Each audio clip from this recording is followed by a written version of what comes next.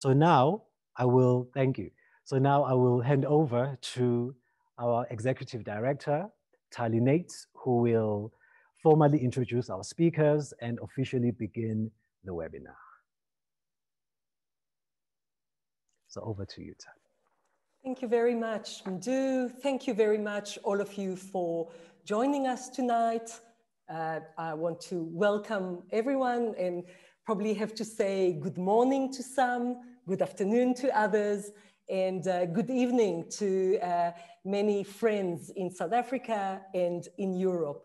It is wonderful to see so many people from all around South Africa and also from many countries in the world, including the UK, the US, Canada, Israel, Lithuania, Latvia, the Netherlands, Denmark, France, Germany, and even New Zealand and Australia. So we are really a global community this evening. Warm welcome to the Israeli ambassador, Lior Kainan, and his wife, Sarit, to our dear Holocaust survivors that are joining us this evening, to the many colleagues from museums and other educational centers, different academics, teachers, and friends and supporters of the Johannesburg Holocaust and Genocide Center. Today's event is held with many cherished partners, which I welcome warmly. The Embassy of Lithuania in South Africa, and especially to Mr. Antanas Baltusis that assisted us to make this event possible. To the speakers tonight, Dr. John Seligman and Israel Antiquities Authority, to Professor Jurgita Verbickienė and the Faculty of History at the University of Vilnius, to Dr. Lara Lempertiene and to the Martinas Mažvydas National Library of Lithuania. We are grateful to all for your participation and for your support. Now, I will start maybe with a confession to many new friends on this screen that do not know me. You heard that my name is Tali Nates. I am the director of the Johannesburg Holocaust and Genocide Center. But for those that don't know, I come from a family of Holocaust survivors, but I come from a family that lived for hundreds of years in Poland, not in Lithuania. So both my parents grew up as part of the Hasidic families. I grew up with all those stories. My mother's family followed the Ger rabbi from Gora Calvaria. My father's family followed the Bobova rabbi from Bobova. So all the time growing up, what did I hear? I heard about Hasidim and Misdagdim. I heard about the Vilna Gaon when I was about 5 years old, because it was always spoken about at home. So of course, it is especially fitting that we are hosting and coming together tonight to reflect on this year, as Lithuania marks the 300th anniversary of the birth of the Vilna Gaon. Today's roundtable will examine the state of Jewish heritage in Lithuania and the attitude of Lithuanian society towards this Jewish heritage. And we will, of course, not be able to exhaust this very vast subject. So we chose to do it through three experts in the field that are coming from different disciplines, and they will examine different case studies. They will look at the strategies of preservation, about memorialization, about questions of memorialization and use of Jewish heritage in Lithuania.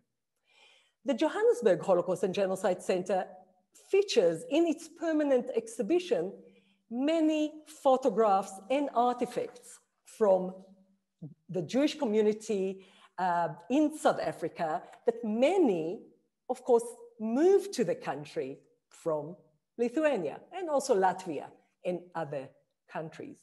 Perhaps you noticed the cover of the invitation you received for this evening's event.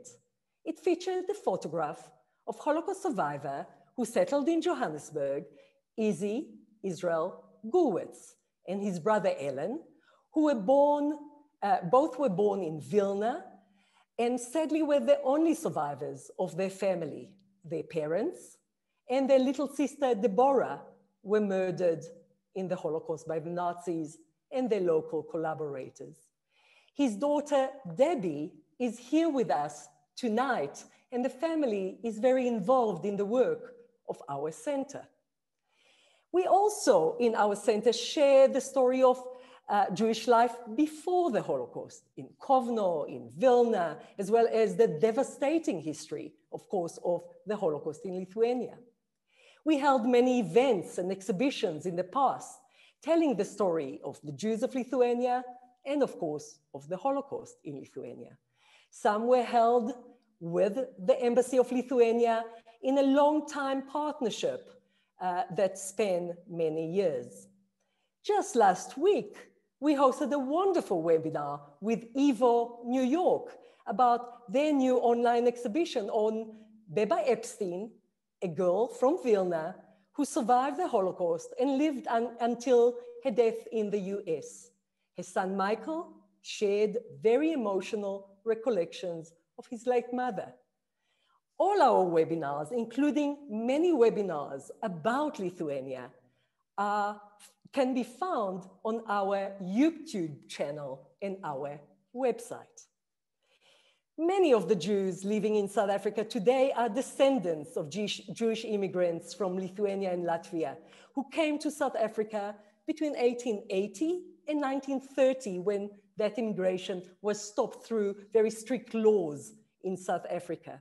They were seeking refuge from poverty, from anti-Semitism, from discrimination, and wanting to better their life. Some of these people and some of their descendants are joining us tonight from around South Africa and the world.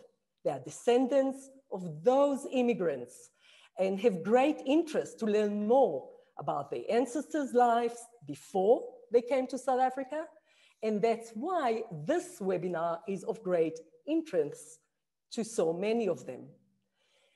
Just finally, as I'm representing the Holocaust and Genocide Center, we cannot ignore, of course, the fact that most of the relatives of those that came to South Africa, those that stayed behind, were tragically part of the 250,000 Jews who lived in Lithuania before the Second World War, and of which, of course, tragically, 90% were murdered by the Nazis and their local collaborators.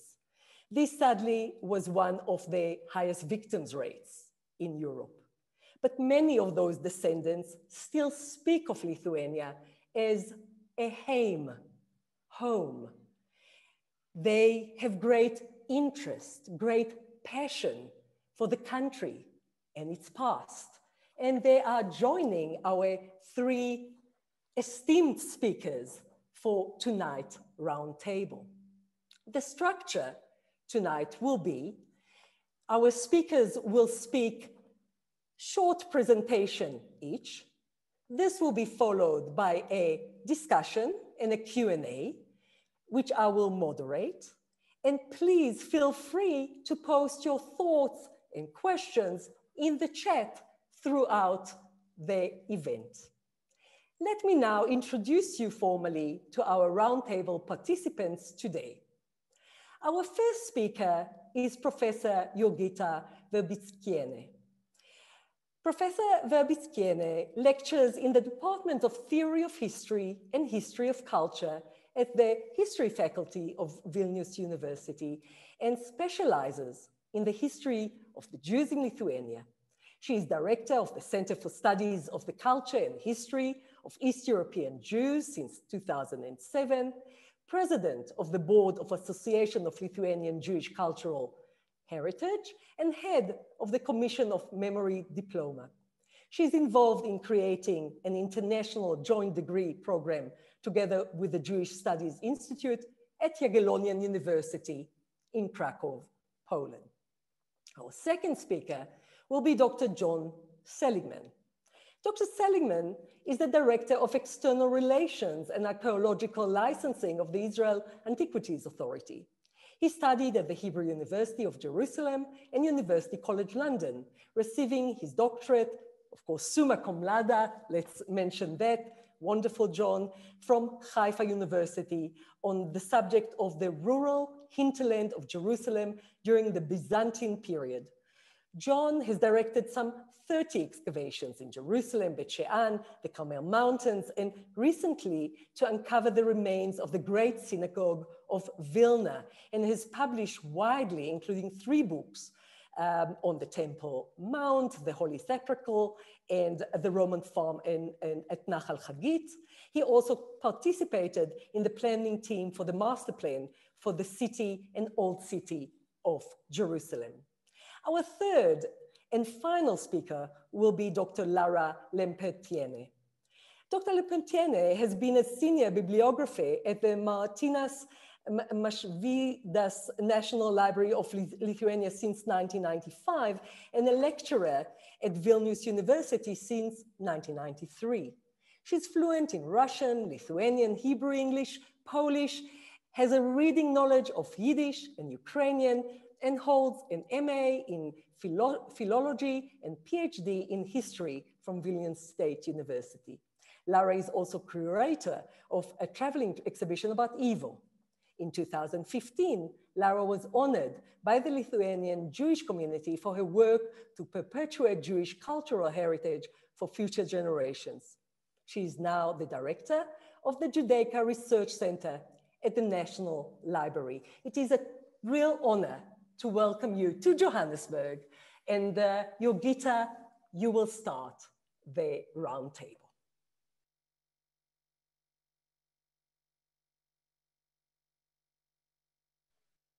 Ali, thank you very much for a very kind introducing hello colleagues in the different parts of the world. I hope that you see my PPT, my presentation. I would like to ask you to confirm that. Not yet. So if you don't mind to share screen. I do this. Just a moment. Thank you. I do share screen once again.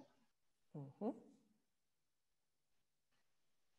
Exactly. Now, okay? Yes, indeed, we see it, and you can just make it on a show, you know, on the bigger slides. Yeah. Thank you.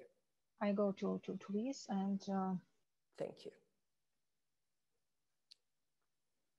Yeah, so I think that we can start off. And my topic today is discussion about the meanings of a Vilna Gaon and his heritage. So it's the name of Vilna Gaon is known and recognizable for some, even though not all people that have heard of him could distinguish and to name his achievements and importance to both Jews and Lithuanians. Since I am the first presenter today, the tricky task of presenting his man, his legacy, and landmarks is in his hometown Vilnius falls on me.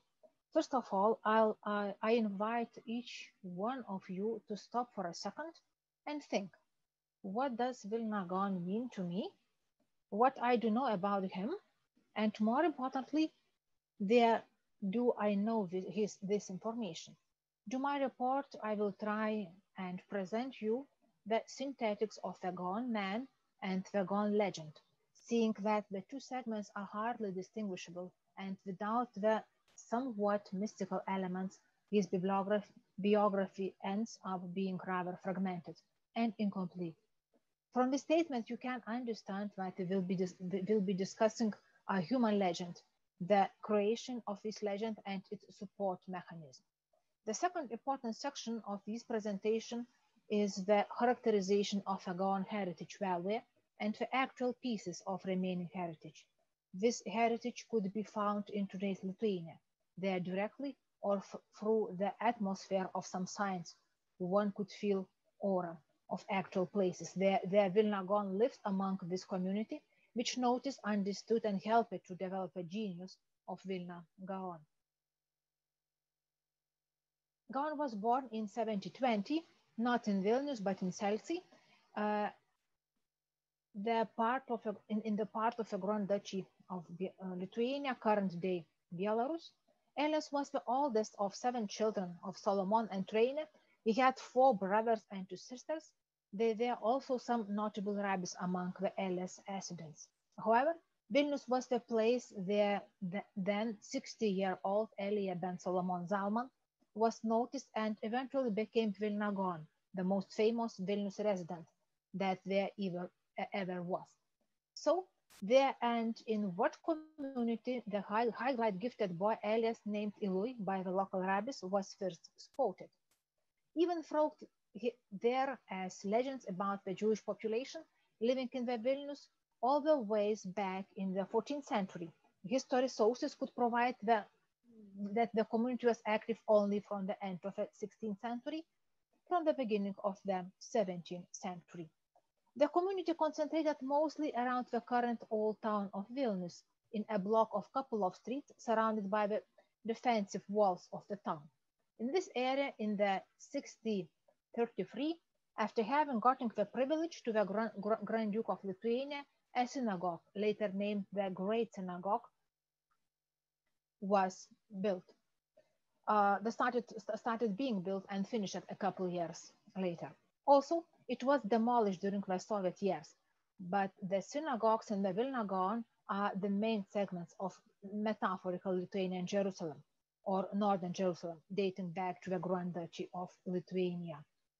Eliyahu ben Shlomo, or accordingly to the local Slavic tradition of writing the names in Polish, since Lithuanian language was not used as the official language of country, Elia Shmuilovich was one of the 5,560 Jews of the Vilna community. This exact number of men and women belonging to this community in 1765. Community which expanded further from the town borders and included more remote suburb settlements. If we can to be more specific, while distinguish the count of Elias' neighbors, only about 3,200 Jews lived in the city. Around 1/4 of them, Vilnius residents, consisted of Jews. Gaon's full lifetime from the 1720 till the 1797 was marked and defined by the essential political changes in the country. These changes resulted in the collapse of a Polish-Lithuanian Commonwealth, with the largest country in the Europe being erased from the world political map. A lot of chaos intruded in the Jewish community as well. Hasidism birthed and spread, which Vilna Gaon was against. The bankrupts of Polish-Lithuanian Commonwealth Jews that did not miss the Vilnius Jews either. The financial situation took the toll on the community and indicated conflicts and arguments among the people, which caused the interference in the community's businesses of both the Catholic Church and the state government.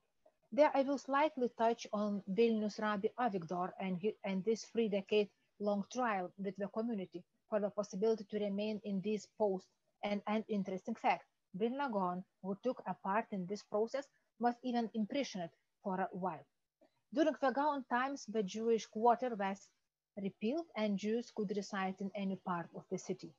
At the end of the 18th century, while considering the changes of the Jewish situation and position, for the first time, Jews could participate in the parliament and voice their opinion without a possibility to vote, of course. In these unusual circumstances, Vilna Gaon grew, worked, and developed his genius. He was noticed and supported by the community. With their help, Gaon could devote his time to Torah studies, the main goal of his life. Today, we know about a few of his portraits. However, only one of them could have been made while he was alive. This, the darkest one in the last slide. Sadly, no studies have been done on this portrait, therefore I can't say anything more about it today. The picture was painted on canvas and was a part of collection in Belarusian Museum in Vilnius at the beginning of the 20th century. It is currently preserved at the National Museum of Lithuania. The most interesting fact about this piece is that also pictures of Jews, then there is lack of information about them at the archives or of the museums, are usually described quite abstract, like an old Jew or Arabi or a group of Jews. But this picture is named Vilna Gaon. Quite a paradox that even through here are more than a dozen pictures in which, according to tradition, Vilna Gaon is shown. We don't know what he actually looked like. In all of Gaon's portraits, we can see recurring details. A pleasant man, surrounded by books, holding a quill in his hand, reading in the candlelight, sometimes with a pince-nez or a watch on the wall. These are the ideal symbols of intellectual and education, according to local and other Jewish communities.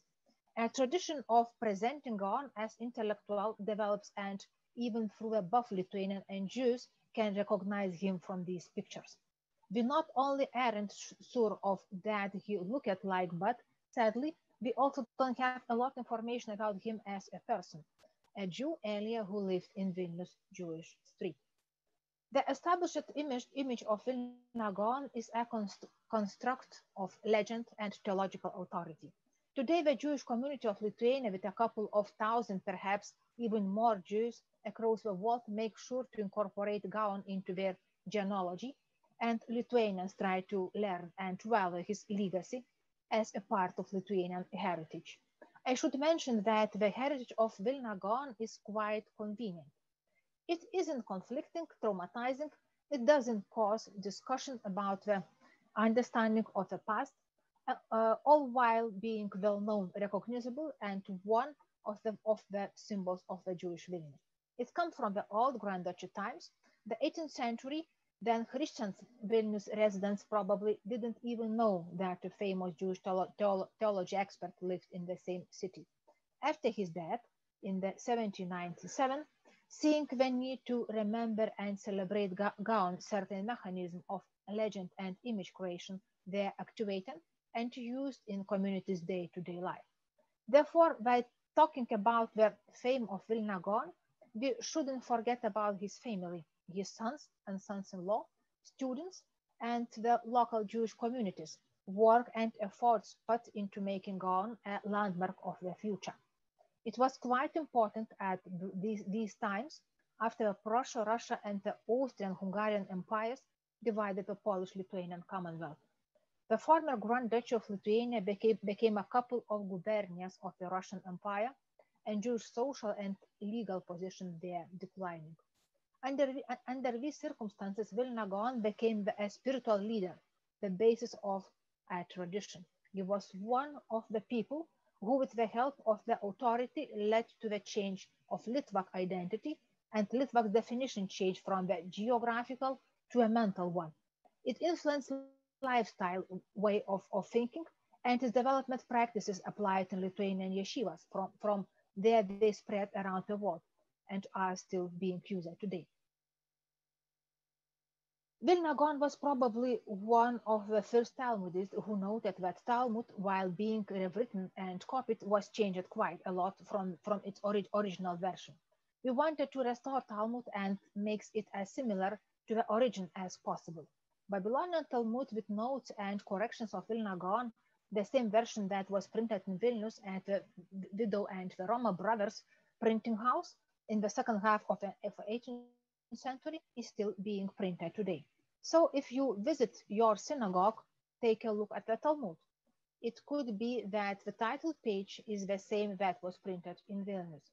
This particular title page even has its own name, Vilner Schatz, and is considered to be the most widely spread and well-known symbol of Vilnius.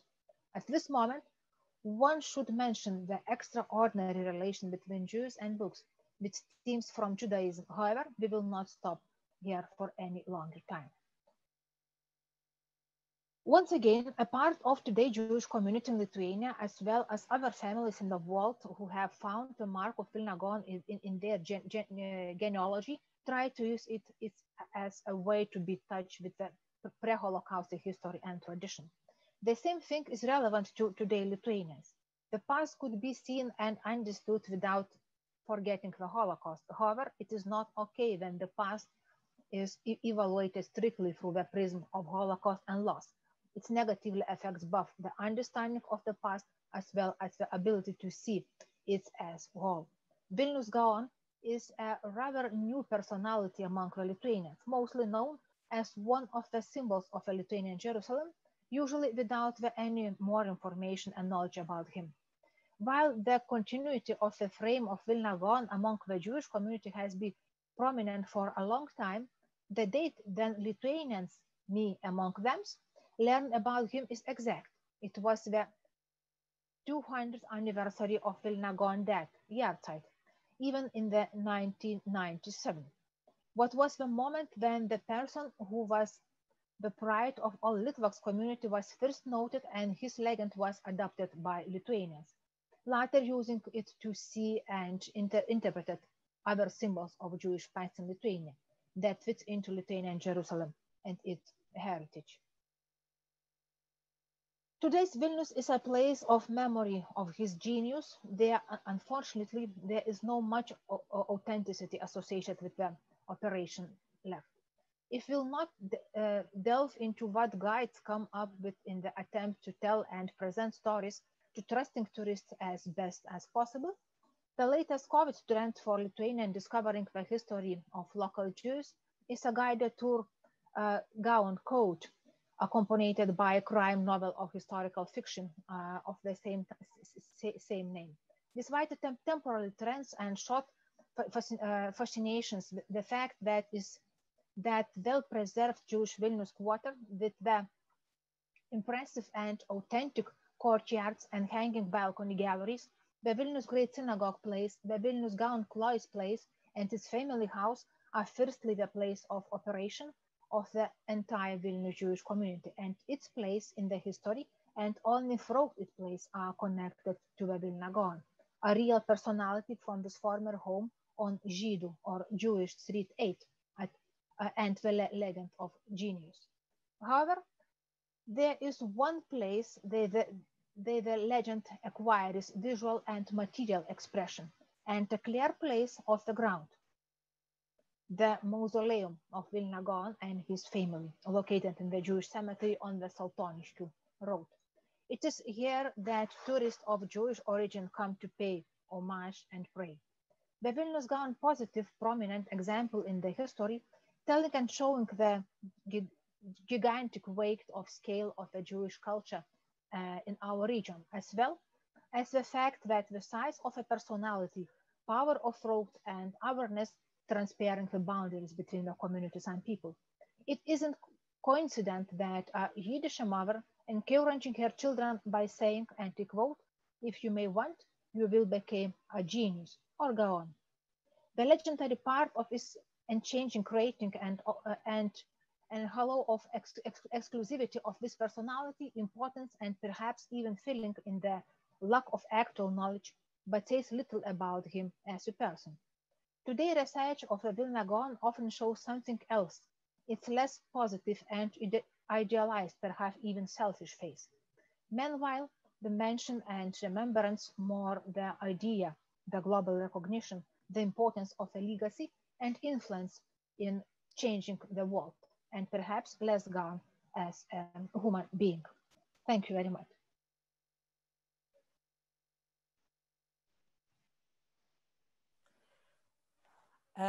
If you can just close your sharing. Thank you so much. Thank you. I can try and help you. Here we are. Yeah, thank you. Okay. Yes, thank you very much, Jurgita. Thank you. John, the floor is yours.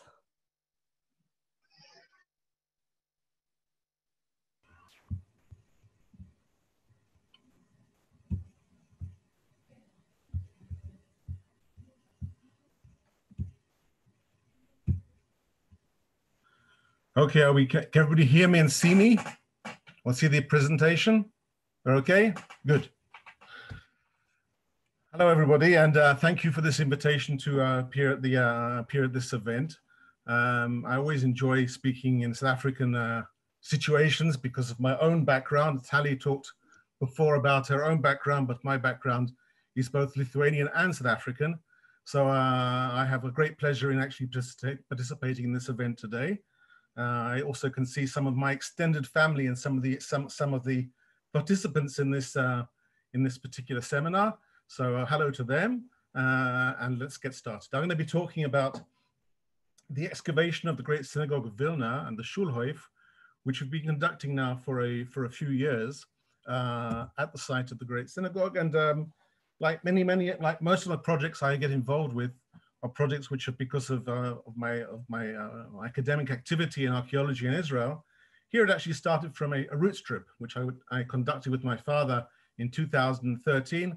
I saw that work was being conducted at the Great Synagogue of Vilna, and I spoke to the archaeologist involved, Zenonas Bolbanas, and we decided that we would conduct a joint project because we thought that was fitting, that we'd do a joint project on the excavation of the Great Synagogue of Vilna. And the Great Synagogue of Vilna is the most important Litvak monument that exists or existed. Obviously, it was one of many, many synagogues in Lithuania. And when I use the word Lithuania, when I have to talk about Litvak world, we're not talking about the Lithuania and the borders of Lithuania as it today, but we're talking about areas, especially in the eastern part of Latvia. We're talking about much of Belarus and some areas also of Poland, which were all under all Litvak areas when we're talking about the cultural area of the Litvak world. So this was the most important monument of the Litvak world, and it was built originally as a wooden structure in the 16th century, with permission of the kings of the Lithuanian Polish Commonwealth. That building was built until it was actually ransacked during riots at the time. And then at that time, permission was given to build what they called a stone building. Now, when we talk about stone buildings in Lithuania, we're not talking about stone, we're talking about brick buildings covered in stucco. And Vilnius, or Vilna as it's known to Jews, went from a situation of being a city of wood to a city of brick and stucco in 100 years. And because really there was no indigenous architecture for buildings of this kind, many architects especially from Italy, but also from other areas of Europe, were asked to come to the city, where they built a whole series of magnificent monuments, especially churches, public buildings, and among the buildings that were built at that time, probably not by a Jewish architect, but most likely by an Italian or a German architect, was the Great Synagogue of the Great Synagogue of Vilna. The building is in fact not on a main street because Jews were restricted in the area they were allowed to be living, and it isn't in a sort of back street. Even when you look at the cityscapes of the 19th century and you look desperately for the Great Synagogue on the horizon, that's going to be one of the challenges. And that challenge is because the Great Synagogue was hidden away, and furthermore, it was dropped down from the level of the street. If we look at the picture on the top right-hand corner, you can actually see. I'm going to try and work it with the mouse. There we go. You can see the steps. This is the entrance coming into the Great Synagogue. You can see when you came into the Great Synagogue, you would have gone down some steps to the floor level of the Great Synagogue itself. In fact, almost 2 meters down into the floor level of the Great Synagogue. And this meant that the interior space could present some sort of splendor, because the building was restricted in height because it was not allowed to be higher than any of the church buildings in the surrounding areas. And if we look at this picture here of the Great Synagogue, you can see one of the church buildings at the background over here is the Dominican Church, which is actually higher and behind the Great Synagogue in the city. And in fact, that church still exists today. So the building itself was a Baroque building, and in Baroque style, we're talking about what we call a 9-bay building, and I'll explain what that actually means in a moment. You can see also in this picture over here with the documentation, the gable of the Great Synagogue, and then below that, the Strachan Library. The Strachan Library, which was built at the beginning of the 20th century, with the most important library of rabbinical literature in the city. And below that, very interestingly, a whole series of shops, mostly meat shops, because obviously the Rabbinical Council also had control over over over kosher butchery in the city. This over here, I'm showing you a plan of the Great Synagogue and the Schulhoff. The Schulhoff is the synagogue courtyard. And my colleague, Dr. Vladimir Levin, who's worked many times on the study of the architecture of the Great Synagogue, describes the synagogue and the Schulhoff as a city within a city. In other words, or a town within a town, depending on how you want to put it. And over here, you have first of all, the Great Synagogue at the center. The Great Synagogue is a square structure initially, later is surrounded by various other structures. And inside the synagogue courtyard, there would be 12 other synagogues, which existed at the time. At the end of the 19th century, the beginning of the 20th century, we're talking about 10 synagogues, which belong to various communities of Mitnagdim, and 2 synagogues, which were of the Hasidim. We have one of the Koidina Hasidim, another of the Lubavitch, is the Lubavitch synagogue. We can actually, the use of the words here is important. Those of the Mitnagdim were a klois, while the Hasidim used the word shtibel. The very fact that there is a shtibel within the Schulhoff could not have happened at the time of the Gaon. At the time of the Gaon, the Hasidim were considered outside the pale, and they were not allowed to be part of the community. In fact, they were even excommunicated from the community. And so the entry of Hasidim into the area of the Schulhoff could only happen almost 150 years after the passing of the Gaon of Vilna, when you could say that the objection to Hasidic life became less strong. Now, this over here, not only, you should also note that this is only one, or actually 12 of 160 synagogues in the city of Vilna, of which today only very few survive. The only one that's active today is the Choral Synagogue, the synagogue which at the time would have been that of the synagogue of the Maskilim. Would have had a choir, which would have been something which would have been an innovation, especially in the middle of the 19th century. And those buildings were situated all around the city. Other buildings which were inside the Schulhoff were the bathhouse, the mikvaot, the well, and also a small prison. Why a small prison? Because Jews have autonomy. The kahal, the community, has autonomy well into the 18th century. That autonomy means that for certain transgressions, you could be put by the community, even in jail, in a small cell held within inside the Schulhoff itself. So this is a small sort of town center, Jewish community center, the main synagogues, the community council, the main library, place you could buy books, a place you could buy meat. It was really a whole community center of Jewish life in the city. When we come to the actual work of the excavation, we find that we have a lot of documentation. This over here is a documentary plan. Is in fact a planning document given at the end of the 19th century because of the need to do some renovations within the Great Synagogue. These plans which were taken to the Tsarist authorities helped us very much in the idea of the way that we could actually understand the Great Synagogue. You can see in the middle of the Great Synagogue, again, the steps going down from street level at the side, steps going down. And here you can see the enormous columns, and we'll come back to those in a moment, and also the large bima, which was in the center between the great columns. And we can also see at the far side, we can also see the Aron Kodesh. You can see it over here, the bima and the Aron Kodesh at the far side of the synagogue. The building itself stood right up until the Second World War. During the time of the Holocaust, it was ransacked, it was burnt. But at the end of the Second World War, the building was still standing, and in fact repairable. At that time, it was declared a national monument, and it remained in that state up until the mid 1950s. At that time, there was a decision to demolish the Great Synagogue by the Soviet authorities at that time. The building was demolished together with all the other structures in the area, including the klois of the Gaon of Vilna. And on top of that, a school was built, with the school which stands on the site today. Here we can see some of the school that stands on the site. You can also see in red is the imprint, or the footprint rather, of the Great Synagogue. And in brown, you can see also a whole series of new buildings which were constructed on parts of the Great Synagogue Courtyard, and the school, which is built over part of the building itself, of the Great Synagogue. You can also see how the line of Jewish Street changed at that time to a new line, and that there is some attempt at the moment to renew the line of the original line of the street. But basically the building at that time was lost completely. So when we decided to do the excavation, we decided to concentrate on a number of aspects of the building. As we can see from the previous structure, while the building itself, let's try and get that again, while the building itself is here, it only occupies part of the site of the Great Synagogue.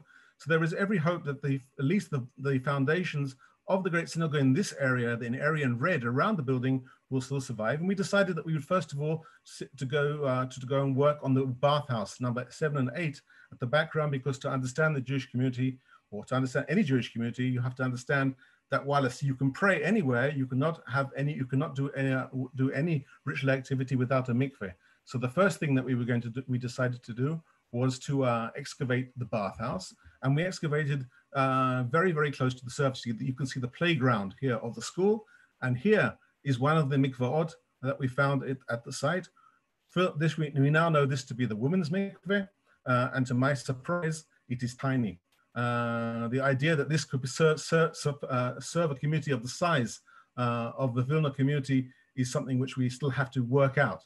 We know especially women were prevented from going to any other mikveh, and men would actually bathe in the river or something like and other places, but women were required to come to the mikveh of the community, and the size of it is really very, very small.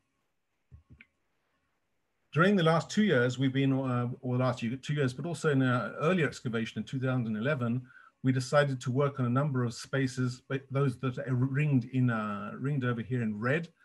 First of all, to work at the back area of the synagogue itself, try and find this outer wall, to find the stepped entrance over here, the main entrance into the synagogue, and most importantly, to try and understand if we could find the bima at the center, and also the Aron Kodesh in this part of the synagogue.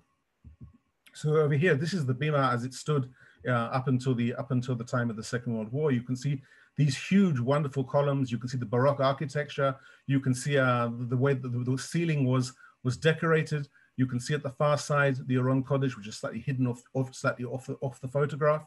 You can see the balustrade going up to this structure, and that it would have been a colored group of columns at the center.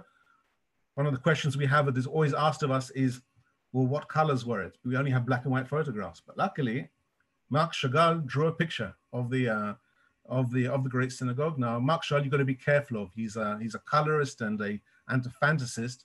One has to be very, very careful with what he does. But this picture that he actually made, I don't know if I have it here. It shows the true colors of the interior of the Great Synagogue. And so last year we did an excavation at the front of the school, and over here we have the front of the bima. So if I go back to the picture before, we're talking about the area right here where the arrow is. Actually, it's just around this other side of where the arrow is at the moment.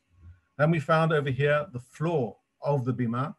We found over here the balustrade, and this is the porch of the cantor of the chazan over here, while the choir would have stood in the central part of the bima at the back. So over here we have a balustrade, and the balustrade would have been the place where would have been a table, and that's the place where the Torah would have been read. Below that, you can see this over here is the floor of the Great Synagogue, and below that there was a cellar. I'll talk about the cellar in a moment, but the cellar belongs to an earlier stage, possibly even of an earlier bima of the Great Synagogue.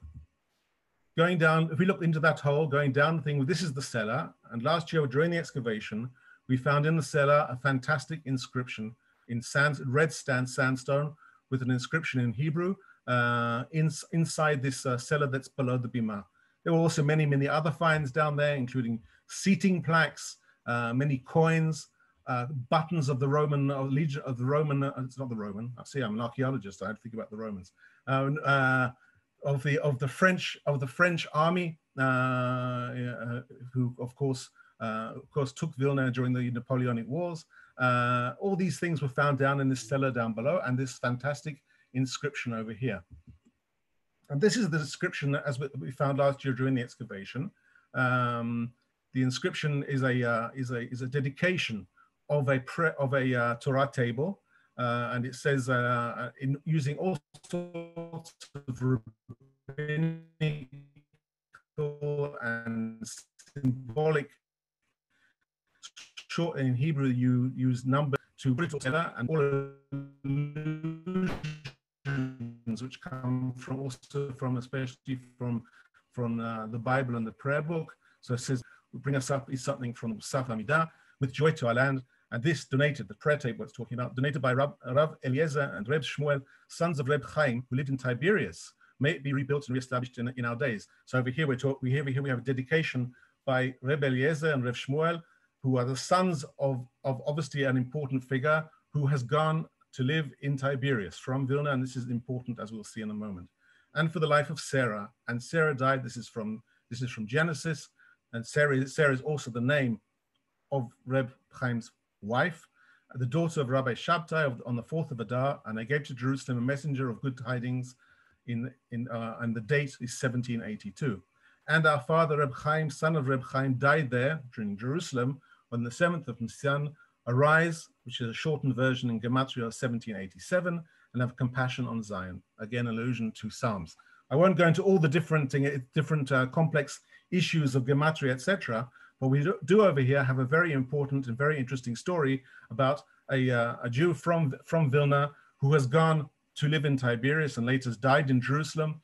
So then the question is well, can we identify Reb Chaim, son of Chaim, a very unusual name? Anybody of a Litvak origin knows you never call your children the same name as your father. That's something that you don't do. So obviously his father has died while he was in childbirth, or while his wife was in childbirth. Can we identify them? And we managed to identify exactly who these people are. These people are some of the most important members of the community in Vilna during the time of the Gaon, and are family members of the Gaon. And they are part of a group of Vilna and Jews from Vilna and from Shklov who go on Aliyah to Jerusalem, and they are the basis of the Perushim Ashkenazi community, which exists, of course, in the ultra-Orthodox community till today. And then they have a very important part in the history of the city. We also know that Reb Eliezer and Shmuel continued to live in the city, and they were buried in the cemetery very, very close to the grave of the Gaon, which obviously was destroyed and moved to the new cemetery, but obviously the graves of Eliezer and Shmuel were not preserved and taken to the new cemetery. So obviously, if Reb Chaim went to Jerusalem and died there, can we identify the tomb of Reb Chaim in Jerusalem? Well, that was the next part of the research. And we did. We managed to find their tombs on Har Zion, and this is the tombstones of Chaim and of Sarah, his wife. And it says very interestingly on them, it says Chaim Ashkenazi. Why Ashkenazi? Because at the time there was no Ashkenazi cemetery in Jerusalem, and with no Ashkenazi cemetery in Jerusalem, because the Ashkenazi Jews until the building of the Chovah synagogue, again built by Jews from Lithuania, there was no Ashkenazi community in the city.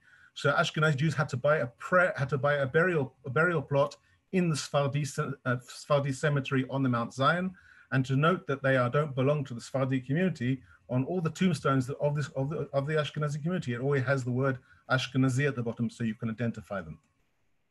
So that's one aspect which I'd like to say about the excavation.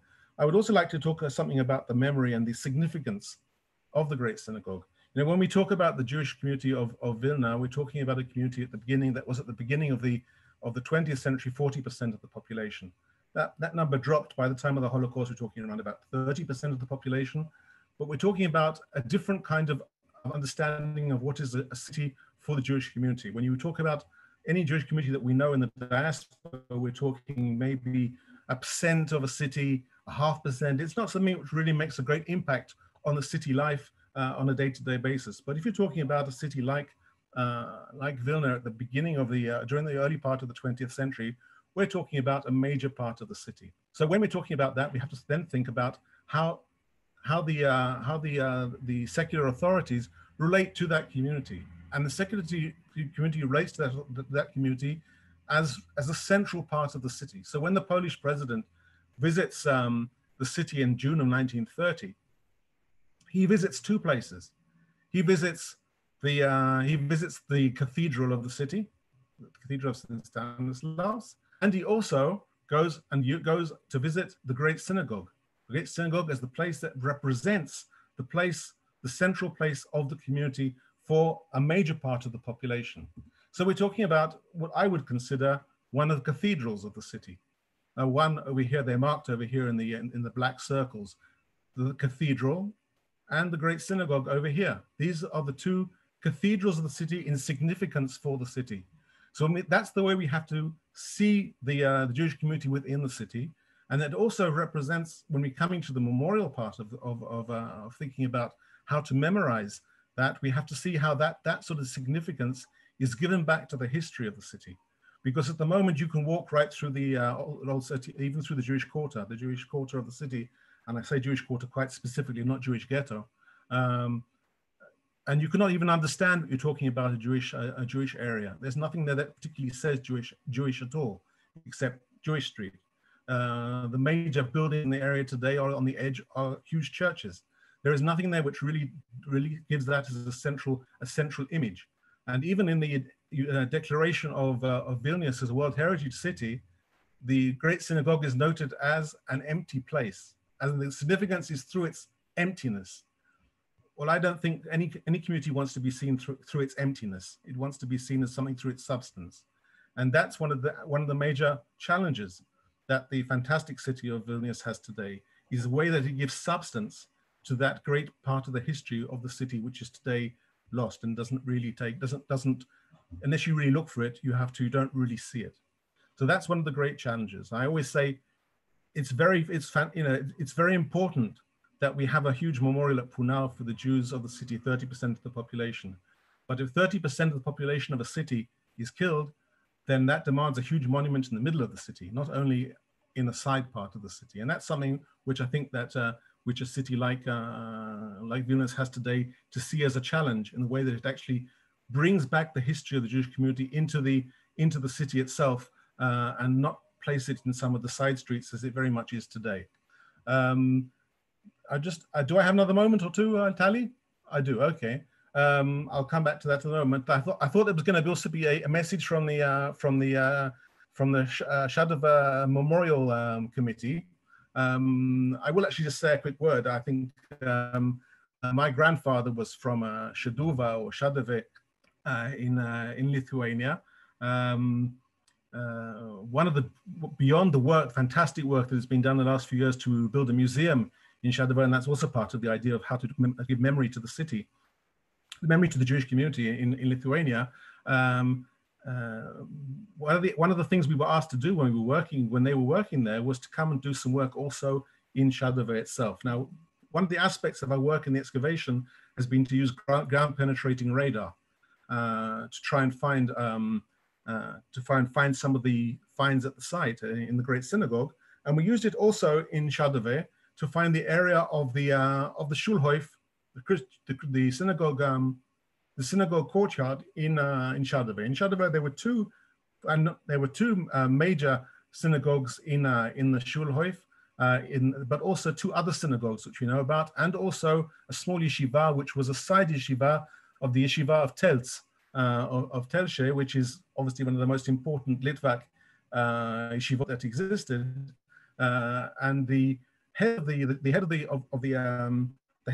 yeshiva, and also the chief rabbi, or the rabbi of Shaduva. I say chief rabbi for a village like Shaduva is a bit exaggerated.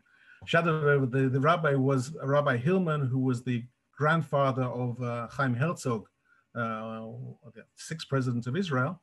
Over here we have the two pictures of the two synagogues inside the Schulhof, or just off the main square.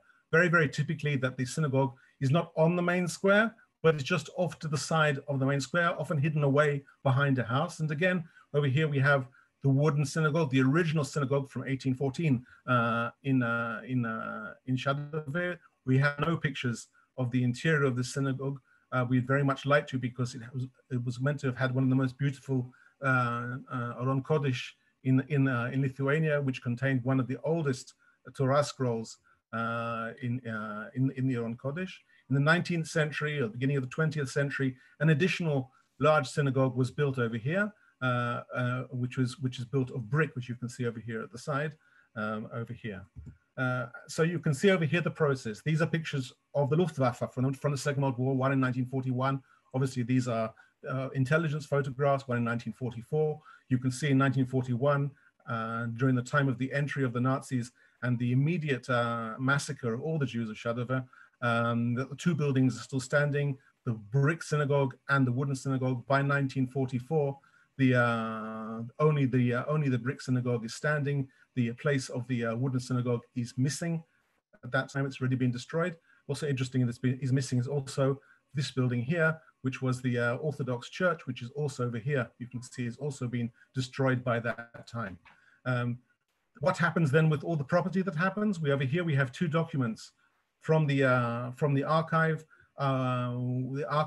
which is the selling off of all the furniture and the windows and all the accoutrements of the synagogue. The letter of the Nazi officer in charge of the sale, and the order to the Lithuanian authority to do the sale of all what's inside the synagogue. At the end of the war, we have over here a photograph of the synagogue with pictures of I think it's actually with Lenin and a few other characters in the windows over here, and a choir at the front of the synagogue, obviously with no Jews at the time. So we arrived there a few years ago. We decided to see whether we could find any information about the Great Synagogue, which stood over here, or not the Great Synagogue, the synagogue in Shadover. This is the map that appears in the Nazi document when they're selling off all the furniture, and it gives us an explanation of the interior space. And when we did the ground penetrating radar, even to a layman like myself, the ground penetrating radar, it's very, very easy to see in the red lines that under the ground, under the asphalt over here of what is now the marketplace of the shtetl, is the walls of the synagogue itself. You can see the 1, 2, 3, 4. These are the four columns of the bima, which you can see over here very, very faintly. 1, 2, 3, 4. These are the 4 columns of the bima in the center of the synagogue, which once stood there. So again, if you decide to remove the asphalt in Shadover, you would actually get to the walls of the synagogue lying just below the surface. So thank you very much, and I'll be very happy to take any questions. And anybody who's interested also in our project is welcome to see more information on these on our Facebook page and also on our website. Thank you very much. Thank you very much, John, for your presentation. Let's just close. All right. So unfortunately, Lara's video is not working. I'm going to share Lara's photo, and Lara will give her presentation without a video, sadly. Lara, the floor is yours. Good evening, everybody. Can you hear me? Yes. Okay.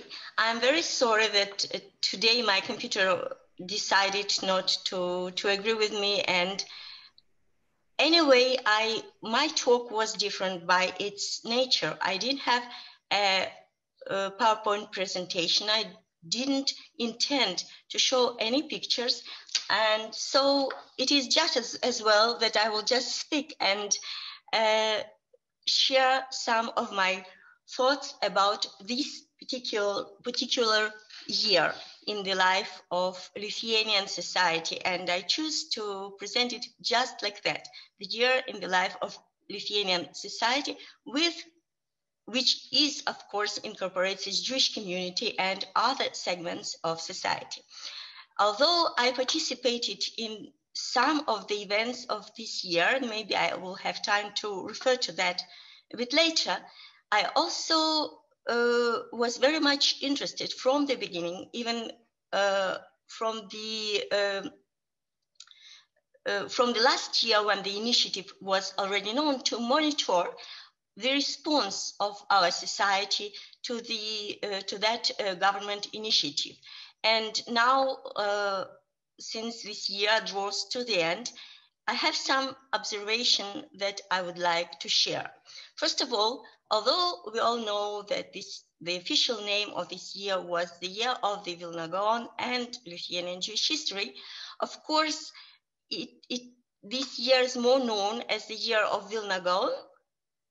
It is obviously shorter, but also maybe this is the year when the image of Vilna Gaon became really familiar to Lithuanian society, although it wasn't the first time the society was acquainted with Vilna Gaon. But also, his image, his figure became really a symbol of Lithuanian Jewish heritage and Lithuanian Jewish past. And here I agree with Jurgita's presentation.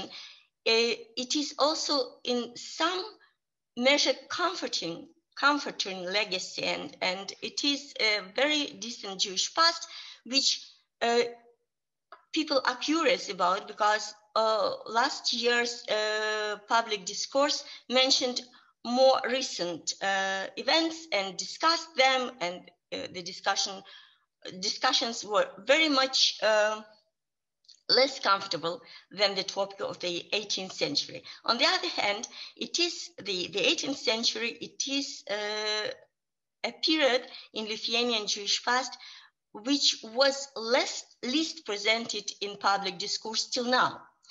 And it is a real challenge. How do you present it? What effort society could make to learn about it better? And here I would say that my impression for now, for this November of this year, is that the whole society make a real effort. All agencies of the society, cultural institutions, institutions of memory, educators, academics, of course the Jewish community, and from one side, and from the other side, the really curious audience who joined the effort. And in the end of this year, we have a very impressive result. Let me share with you one anecdote of the last. I was invited recently to Kėdainiai, or Jewish name of the shtetl is Keidan, where from one hand this shtetl is known as a town where Vilna Gaon spent his several years of his youth, and he learned there. But on the other hand, it is one of really multicultural cities in Lithuania, not only in the sense that there were Jews and there were Lithuanians, but also there were Scots and Germans and other peoples there, and the city is very conscious to its legacy. So I was invited to give a talk about Vilna Gaon in the so-called multicultural center of the city. And when I finished my talk and asked people for questions, I was really overwhelmed by the questions, not how many questions I received, but also I was really examined why I did say this or that, while they read in the press or in some report that it was different. So people really were very well acquainted with their local legacy, but it's only a small example. Jurgita will support me if I say that actually every week and maybe every other day we receive information about initiatives or calls for assistance in different activities of different parts of society, not only in Vilnius, but the whole Lithuania, in commemorating or commemorating of or educating about the local and Lithuanian Jewish heritage. And I must confess that in the beginning of this year, I was rather skeptical about how much could be done with the task we have at hand. Now I'm really, really content and happy that so much initiative was shown by just not only institutions, but also individuals as bringing that knowledge and so very eagerly accepting the knowledge that was available. The big part of all that picture was the media, the everyday, day-to-day and investigative media of Lithuania, which also made a job that couldn't be compared to their efforts of other years. And this year will, of course, will end, but the texts, the video and audio materials will be there for us all to study further and to refer to. And it seems that at that point, I could finish or I could refer to some real events.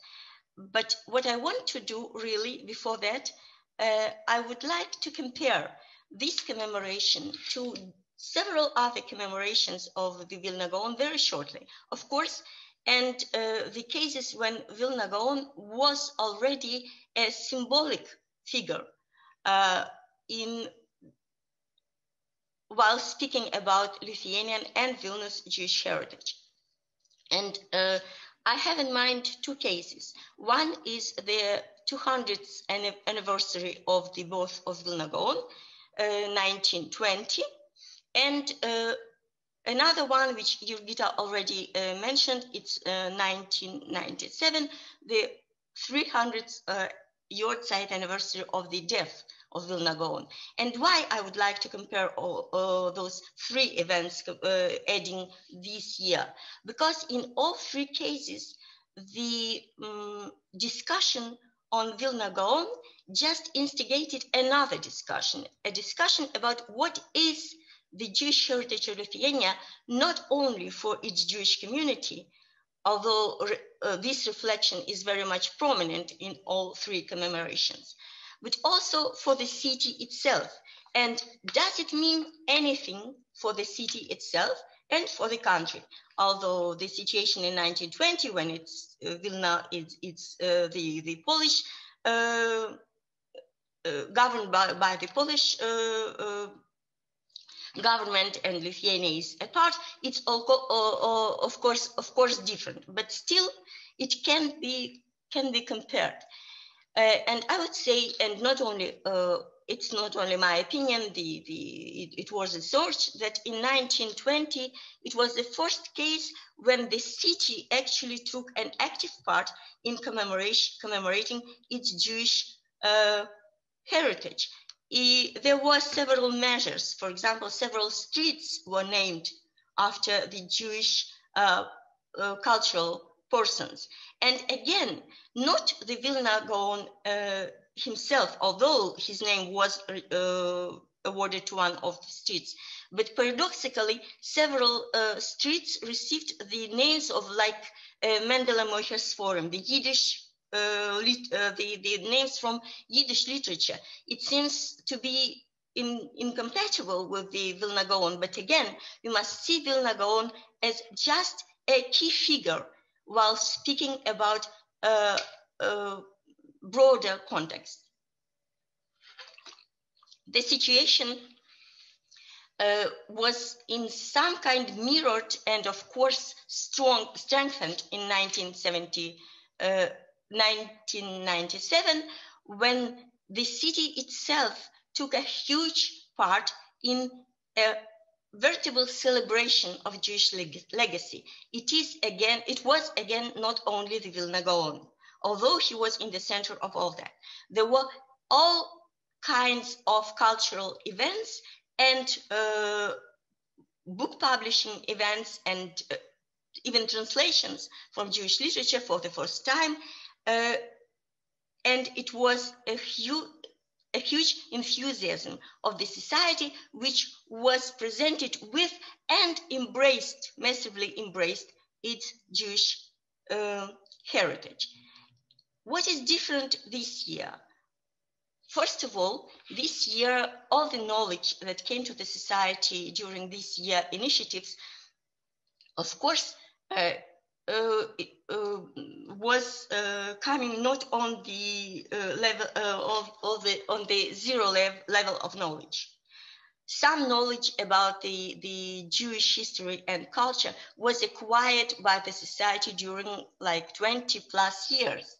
But it was a very extensive way to learn about that. And this year, the way of receiving the knowledge was active and very intensive. What for me at least is interesting in this year, as well as that the response of the society will remain with us like let's say a picture of that stage in our development and the development of Lithuanian society towards, or the picture of the attitude of Lithuanian society towards its Jewish legacy. And it's a very, very true picture, because you shouldn't imagine that everyone was so enthusiastic. There was, of course, a part of indifference to all that topic. It's only natural. There was some percent of hostile reaction, because people were actively not interested. But I must say, from my humble observations, that the hostility was the measure of hostility was less than could be expected. And these how to put it, calamities of this year, that we all must be online and we all must be on Zoom, and some of the events became virtual events, also in some measure broadened our audience. Of course, as we are together now, we were together in Lithuania as well for some events. The audience was broader than it would be if the events were only physical. So to summarize, this year, I think it was a very productive year, and it was a veritable year of Vilna Gaon. And since I'm speaking from the National Library of Lithuania, I cannot finish without sharing the main event of the library for this year. It is an exhibition dedicated to the Vilna Gaon, which is called Shnot Eliyahu, Elijah's Years.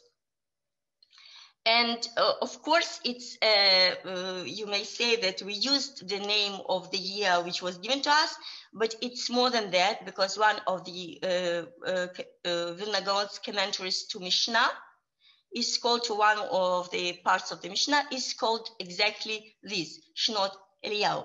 The name wasn't given by himself. Jurgita already mentioned that the most impact in publicizing his heritage was made by his disciples and his sons, who also were his disciples at the same time.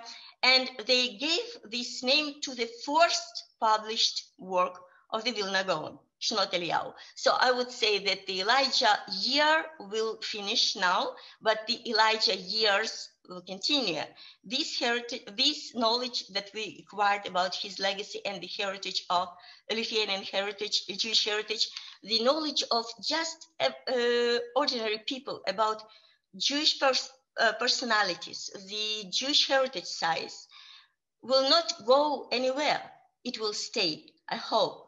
And so with this hope, I am very eager to take part in the discussion that I understand will ensure. Thank you very much to all three speakers. And we have many, many questions. And perhaps what I will do is I will start by posing some questions to John. So, John, there are quite a few questions about your description of the synagogue. And the first question is from Medin Shachar from Ghetto Fighters House. And her question is, of all the synagogues in Vilna, were any built by Jewish architects? Is there a guiding architectural print that is specifically for the Vilna synagogue? And then Grant Gotchin from Los Angeles is asking, did any of the content of these synagogues survive? And where it is? And maybe the last one for you, John, is from Madison Jackson. A lot of cities have Jewish quarters. Was the Schulhoff and the synagogue, the Lithuanian version, part of that Jewish quarter? Okay.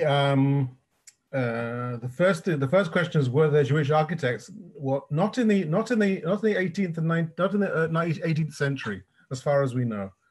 I think you can only say that the only synagogues which were specifically built by Jews weren't built by Jewish architects. They were built by carpenters. The wooden synagogues would have been built by Jews with Jewish design, but we're talking about the brick synagogues, and those at that time would have been most likely built with architects who were not Jewish.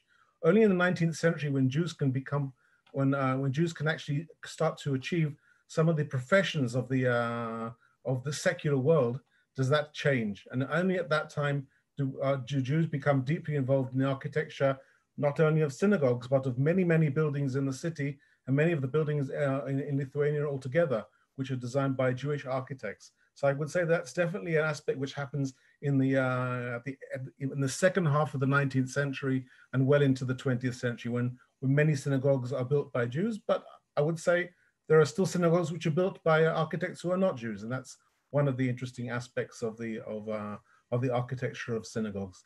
Was there anything specific to synagogues of Lithuania? I don't think we could be that specific. There were definitely things that were specific to synagogues of the northern part of the Pale of Settlements. So synagogues also in parts of Belarus and the Ukraine and Latvia and Lithuania and great parts of Poland would have been very similar in architectural style. There's nothing that was really specifically Lithuanian in that particular aspect. There was a question whether or not artifacts have been surviving. Well, most of the interior of the synagogue was completely burnt, but a Polish man hid part of the Aron Kodesh under his bed, and that was then transferred in the 1950s to the first Jewish museum, which was closed down in the 1950s as well, and that includes the shield which appeared over the top of the Aron Kodesh. That shield today shown in the Vilna Jewish State Museum in Vilnius, together with the Amud, which is also on display. Those are the main finds. During the excavation, we have found a few more things which I very much hope will be displayed also in the museum sometime in the near future. We're talking about the inscription which I showed you, which is a huge piece of a huge inscription. It's about, I don't need to mention the size, but we're talking something which is about 180 centimeters by about 120 centimeters. It's a large piece. We have found also things like seating plaques, including of a lady who we've managed to identify, and I've also found their descendants who live in Moscow at the moment. We've also found other things. For example, last year we found a prayer book. Very interesting that the prayer book was shot, questions and answers of Oizer Grudzinski, who was the chief rabbi of Vilna. We found the prayer book. We managed to preserve part of that siddur, which I also very much hope will be displayed. So those are the kind of artifacts that we have found from the Great Synagogue. And Jen, there was just the question about the Jewish quarter and the situation where, yes. Yeah, first of all, I think it's worth actually clarifying terminology here. We talk about, because, we often talk about the Jewish ghetto, and the Jewish ghetto is a concept that comes from Venice. It's not actually part of life in Vilna. What we have in Vilna is a Jewish quarter. It wasn't closed off from the rest of the city, but it was a Jewish quarter. It was an area where Jews were restricted to living in those streets. They weren't allowed to live on the main street, but they were allowed to live in those particular streets up into the 19th century, when Jews then start to spread all over the city. So it was a Jewish quarter in that aspect. And of course, we mix up the idea of the Jewish quarter, which is 4 small streets, with what happens during the Holocaust, when two ghettos are built are built inside Vilna, the small and the large ghetto, and they of course already are restricted areas under Nazi administration, which is something which is different from the Jewish quarter during the whole many centuries of Jewish life in the city. Thank you very much, and I'm sure there will be more questions to you. Jurgita, regarding the commemoration of the Vilna Gaon in the city itself and beyond the city, there were a few questions about how are those statues being preserved, and one or two comments regarding vandalizing of monuments and of statues, and how those will be protected, in the future. I'm not sure that it is something that you learned about, but perhaps you have something that you can share with us about it. Thank you for question. So it's really very important question concerning the preservation of a Jewish heritage and concerning the attitude of the part of Lithuanian society. It will be true if we tell that in Lithuanian society usually there are, it's not very specific in the comparison with the other European countries, but there are some groups which are anti-Semitic or maybe unhappy with some kind of presentation of a Jewish heritage. And I saw as well the comments in the chat, and it was few questions concerning the vandalizing of Vilna Gaon monument. It was not only one monument which was vandalized, as well as the monument of Tzemach Shabbat, but what you know that now it is some kind of a trial in the police, and video cameras was made just to prevent such kind of activity of the people. So so the situation is such. Every year we have 1, 2, or 3, but no more accidents on this origin. So, but it's not good, of course. I cannot not tell that it's good situation concerning such activities. They have more different questions, maybe at more important and more emotional, active questions in this direction than vandalizing of the two monuments. But yeah, police working on that, and it's important for the big part of the Lithuanians that it will be such kind of activities will be restricted. Thank you. And we're running a little bit out of time, so I will try to put all the other comments and questions, and maybe Lara and Jurgita and John, feel free to come in with any answer that you have to a question that comes. The one question, probably John, you are the only one that can answer, is where the brick synagogues across Lithuania built using the same basic plan that you spoke about in Shedova and in Vilna. So maybe that is for you. And Jurgita and Lara, there were questions about Holocaust memory, Holocaust desecration of cemeteries, desecration of cemeteries and how those are being dealt with, and Holocaust memories in Lithuania of perpetrators, collaborators, and how is that being remembered while you remember the Jewish community, and have a year of remembering of the Jewish community where these discussion at all coming up. And anyone can take whatever part of the question and answer. Well, I'll answer about the synagogues. Most of the brick synagogues that were built during the 19th century were built on a common plan, which usually involved a large prayer area for men with the central bima and an Aron Kodesh. And at that stage, you have the development of a Izrat Nashim on the second story not usually in a gallery, but in a sort of back gallery behind the main prayer hall. Later on, we have development of side galleries, but that's basically starts in the choral synagogues. That's a bit of a different development. The vast majority were a central square male prayer area, and then the women's area in a raised section at the back, with below that the would have been one or two offices below that. So you often see from the side, when you look at the buildings, you see long windows on the men's section. At the back section, you'll see 2 rows of windows, one above the other, and that's a very easy way to identify old synagogues when you're traveling around Lithuania. Of course, almost none of them are today's synagogues, but if you see the buildings that look like that, also in Belarus and places like that, you know you have hit upon one of the brick synagogues which existed at the time.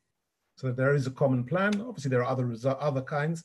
Well, there's also very interesting brickwork with all sorts of Moorish features, but there's not really time to go into that. So Jurgita and Lara, and maybe I'll just add, we really ran out of time, but just about Yiddish. Are there Yiddish language courses being offered in Lithuania? So maybe about all those, if you can sort of throw it all together, and then we will have to close. May I summarize it very briefly? As I mentioned before, not all is so good and nice, and during this year as well. There was no brick for this year, you know, in hostile reactions and in this kind of choosing the narrative. Some people think that they must choose the narrative, that somehow the narratives of Lithuanian history and Jewish history couldn't go together and couldn't be united. There is that, and the reactions and the representations of such thinking were seen this year as well. What I tried to say that we will all have that before we maybe find some solution. But this year, it wasn't the dominant part of the public discourse. And from the Lithuanian part of the society, there was much more positive reactions than I personally was expected to see. Sadly, on the question of Yiddish, indeed, the international Yiddish course in Vilnius, which was a very, very big part of Vilna summer, let's say it was called Vilna Yiddish summer course, was internally, I don't know how to put it. They didn't happen this year, and we don't know exactly why couldn't be. But we do work on that, and we try, Jurgita as well, and me, try to do something. And what is positive in that direction, that there were several small courses in Yiddish in different institutions that were presented by the alumni of the Vilna summer course. Of course, there were small groups of students and not international, but it is also better than nothing, and we'll try and work on continuation of the international summer program. So I understood that the most difficult question left for me, and about the Holocaust memory and desecration of the cemeteries. I would like to just very briefly to tell that Lithuania made a lot in the understanding of the Holocaust, from the schools to the different levels and different layers of the society. But still now we have some problems in that. And what I see in the chat, Tali very precisely prepared this question, but the question was exactly about the Noreika question. Yeah, so it's thank you, Tali, what you prepared. So just very convenient question, but I usually, as historian, try to show eyes bias in the true. And yeah, it's a big problem in Lithuania. Yeah, we don't have a final decision concerning that, and any final resolution concerning that. Yes, we have the two sides. Some part of the people tell that it's catastrophic, that we have commemoration of the a killer. Other thinks that he was a hero. Personally, I usually ask one question that is absolutely publicly, and it's not the first time then I ask this question. Did Lithuania need such kind of heroes? So then we decided what kind of heroes is good for us, and what kind of heroes is our heroes, and what kind of characteristics we try to see in our heroes when we have decision. Now we don't have such kind of decision, and more or less by intellectuals, by the historians, by more educated, maybe part of Lithuania, but not so reactical, not so conservative part. Of course, the understanding of the Noreika question is really very sensitive, and I personally think that this plaque is not on the place where it should be, because it should be not commemorated with this person. But so just exactly, it is problem for contemporary Lithuania. But from other side, the Lithuania very well development and very quick development in the understanding of the Holocaust and the dealing with the Holocaust problem. So I think that it's the second problem which will be resolved. Concerning the desecration of the cemeteries, it is as well quite a big problem. But this problem it's more easy maybe because it's at the moment it is just understanding that we need to commemorate because we find Matsevot which was used during the Soviet times as a building materials in the different place of Lithuania. So it's in the steppes, in the roads, in the new quarters of Lithuania, in some art mosaics in the city walls. So what now are due different municipalities and Vilnius municipality as well. In Vilnius we have two places to some kind to storage this recovered and find it Matsevot in different places of Vilnius. And I'm sure it is safely kept in two places. One place it's former Jewish cemetery or contemporary Jewish cemetery on the Šnipišok, and another place in the Zarečie Užupis Jewish cemetery. So it's two places there these Matsevot bring from the different places of Vilnius. At the moment is storaged, and I hope that we will find some possibilities to create some kind of lapidarium or some kind of other decisions for commemoration. So the people working on this direction really, and this is a quite big problem for which we should resolve, of course.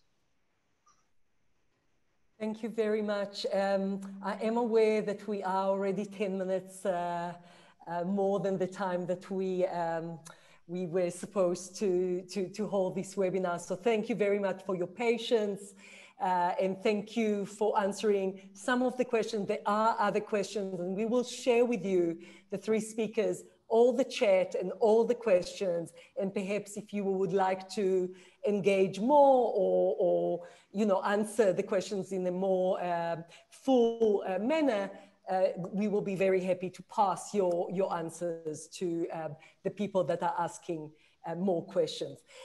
Just to close, can I please invite Mr. Antanas Baltusis, the Minister Counselor at the Embassy of Lithuania, just to very shortly close tonight's event.